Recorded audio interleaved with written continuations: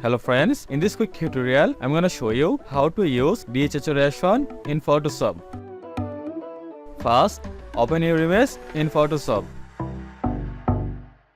Then, background layer, copy.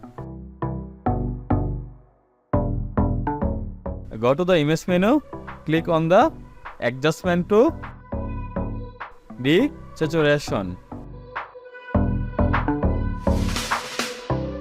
If you want only the background, make it black and white.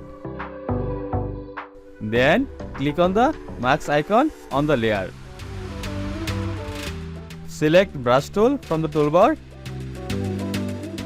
and follow the process.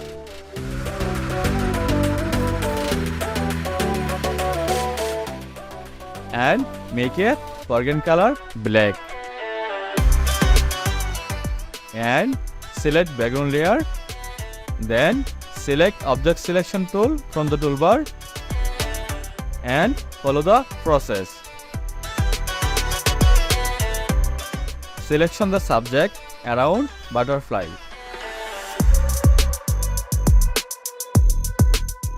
Press Alt or Delete on the layer in white area.